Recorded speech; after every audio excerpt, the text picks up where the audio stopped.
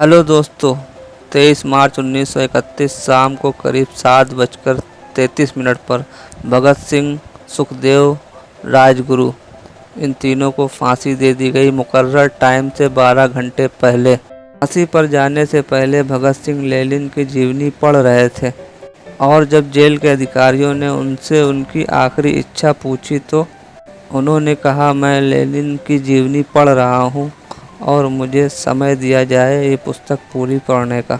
लेकिन अधिकारियों ने कहा कि आपकी फांसी का समय करीब आ गया है। उन्होंने कहा, रुक जाओ, ठहरो, एक क्रांतिकारी दूसरे क्रांतिकारी से मिल तो ले। फिर कुछ देर बाद उन्होंने उस पुस्तक को ऊपर की ओर उछाला और बोले, ठीक है, अब चल।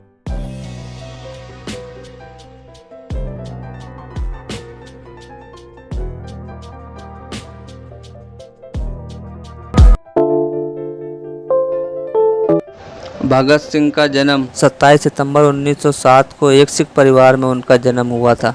उनके पिता का नाम सरदार किशन सिंह, माता का नाम विद्यावती कौर था। उनका जन्म गांव बंगा, जिला लायलपुर, पंजाब, जो कि अब पाकिस्तान में है। परिवार एक देशभक्त आर्य समाजी और सिख था। इनके रगों में देशभक्ति की लहर दौड़ती थी। जब पैदा हुए तो दादी ने नाम रखा भागो वाला, यानी अच्छे भाग वाला। सिंह को देशभक्ति की भावना अपने घर से ही मिली थी। इनके पिता और चाचा दोनों ही देशभक्ति की आज़ादी के दीवाने थे। इनके दादा अंग्रेज़ों से उनको इतनी नफरत थी कि वो अंग्रेज़ों के एक एक निशान को मिटा देना चाहते थे। जब ये बड़े हुए तो घर वालों ने इन्हें कहा कि इनको कोई अच्छे से स्कूल में दाखिला दिला दिया जाए, तो इनके दादा को ये बिल्कुल पसंद नहीं था कि ये अंग्रेज़ों के स्कूल में जाकर पढ़े, तो उन्होंने इनका दाखिला आर्य समाज के स्कूल में करा दिया। हिंदुस्तान के लिए इनकी दीवानगी इसी माहौल में रंग लाई। भगत सिंह के अंदर आज़ादी को लेकर कितनी बेचैनी थी, इसका सबूत उनके बचपन के एक वाक़ये से मिलता है, जिसमें उनकी उम्र 5 साल की थी। एक बार सरदार किशन सिंह अपने बेटे भगत सिंह को लेकर अपने दोस्त नंद किशोर के खेत पर पहुंचे और वो दोनों आपस में बात करने लगे और भगत सिंह अपने खेल में लग गए। खेल खेल में भगत सिंह जमीन में तिनके बो रहे थे। नंद किशोर ने देखा और पूछा कि तुम क्या कर रहे हो? तो भगत सिंह ने जवाब दिया, मैं बंदूकें बो रहा हूँ। तो उन्होंने बेसाख होकर देखा, बोले कि क्या बंदूकें बो रहे हो? उन्होंने तन के जवाब दिया, हाँ, मैं बंदूकें बो रहा हूँ। तो नंद किशोर ने पूछा, क्यों, ऐसा क्यों कर रहे हो? उन्होंने जवाब दिया, अपने देश को आज़ाद कराने के लिए मैं बंदूकें बो रहा हूँ। भगत सिंह का ये जज्बा देखकर वो चौंक गए और फिर खुश भी हुए। फिर उन्होंने भगत सिंह को गोद में उठा लिया और सरदार किशन सिंह के पास गए।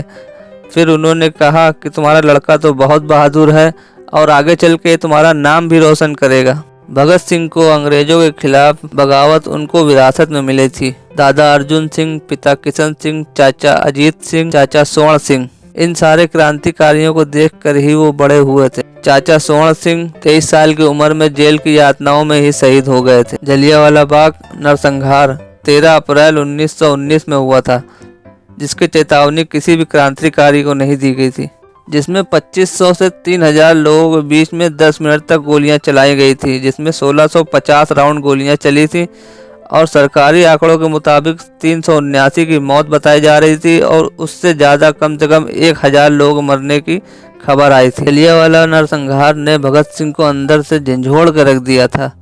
अंग्रेजों के खिलाफ उनकी नफरत और बढ़ गई थी। तब उनकी उम्र सिर्फ 12 साल की थी। इस घटना की खबर मिलते ही वो अपने दोस्तों के साथ 12 मील दूर जलियांवाला बाग पहुंचे। लाला लाजपत राय की मौत ने क्रांतिकारियों के दिल में गुस्सा भर दिया और उन क्रांतिकारियों ने लाला लाजपत राय की मौत का बदला लेने की ठान ली। क्रांतिकारियों में राजगुरु, सुखदेव, चंद्रशेखर आजाद और भगत सिंह भी शामिल थे। इसके लिए 17 दिसंबर 1928 का दिन चुना गया। तय किया गया कि इस दिन स्कॉट की हत्या करके लाला लाजपत राय की मौत का बदला ले लिया जाए। हत्या की योजना में अमल किया गया, लेकिन शिनाख्त करने में चूक हो गई। स्कॉट की जगह एसपी सैंडर्स निशाने पर आ गए। जब सैंडर्स पुलिस हेडक्वार्टर से निकल रहे थे, तब राजगुरु ने गोली चलाई और उसके बाद भगत सिंह ने ताबड़तोड़ गोलियां चलाई। सैंडर्स की हत्या के बाद दोनों ने लाहौर का रुख किया। सैंडर्स की हत्या की खबर जैसे ही अंग्रेजों को मिली, वो बौखला गए। भगत सिंह और सुखदेव दोनों भेद बदलकर लाहौर से निकल आए। असेंबली हॉल में बम धमाका। दोस्तों, भगत सिंह कभी खून खराबा नहीं चाहते थे। वो नहीं चाहते थे कि किसी अंग्रेज के द्वारा कोई भारतीय सताया जाए। वो नहीं चाहते थे कि आने वाले वक्त में भी अंग्रेजों के गुलाम रहे हम लोग। अंग्रेजी सरकार के लिए बहुत आसान था किसी भी क्रांतिकारी को या किसी भी भारतीय को फांसी पर चढ़ा देना या सजा दे देना या मारना, मगर कोई भी क्रांतिकारी ये नहीं चाहता था कि किसी का भी खून बहे या किसी का खून बहाए। भगत सिंह, राजगुरु, सुखदेव, चंद्रशेखर आज़ाद, अशफाक उल्लाह खान, लाला लाजपत राय, राम प्रसाद बिस्मिल, इन सब में जितने भी क्रांतिकारी थे, कोई नहीं चाहता था कि किसी के साथ भी गलत करे या किसी का भी खून बहाए। अप्रैल 1929 असेंबली हॉल, यानी आज जहाँ संसद है वहाँ पर पहले असेंबली हॉल था। असेंबली में 2 बिल पास होने थे, एक पब्लिक सेफ्टी और दूसरा ट्रेड डिस्प्यूट। ये दोनों बिल क्रांतिकारियों के लिए और भारत की जनता के लिए ठीक नहीं थे, इसलिए उसको रोकने के लिए या उसको रोकने के प्रयास करने के लिए वहाँ पर बम फेंका। भगत सिंह और बटुकेश्वर दत्त के द्वारा बम फेंके जाने का सिर्फ एक ही मतलब था कि अंग्रेजी सरकार को पता चले जो 2 बिल पास हो रहे हैं वो सही नहीं है। अगर भगत सिंह और बटुकेश्वर चाहते तो बम ऐसी जगह फेंकते जहाँ पे सब लोग बैठे हुए थे। उन्होंने जानबूझकर ऐसी जगह बम फेंका जहाँ पर कोई नहीं था और कोई भी चेयर नहीं थी, जिससे कि सिर्फ अंग्रेजों को लगे कि ये सिर्फ डराने के लिए है। दोनों बम फेंकने के बाद पूरे असेंबली हॉल में धुआं और धूल हो गई। उसी धूल के साथ भगत सिंह ने उस पर्चे को भी उछाला जो वो लिख कर लाए थे। उस पर्चे में लिखा था, इस बहरी सरकार को सुनाने के लिए ही ये धमाका किया है। बम धमाका करने के बाद भी बटुकेश्वर और भगत सिंह भागे नहीं, वहीं पर खड़े रहे और नारा लगाने लगे, इनकलाब जिंदाबाद, इनकलाब जिंदाबाद के नारे पूरी असेंबली में गूंजने लगे। उसके बाद भगत सिंह ने अपनी गन वापस दी। उसके बाद भगत सिंह ने अपनी गन निकाल कर वहीं टेबल पर रख दी, ये जानते हुए कि सैंडर्स पर गोली इसी गन से चलाई थी। फिर दोनों को पुलिस ने गिरफ्तार कर लिया। उसके बाद जेल में भगत सिंह 2 साल तक रहे। 26 अगस्त 1930 को अदालत ने भगत सिंह, सुखदेव और राजगुरु को फांसी की सजा सुना दी।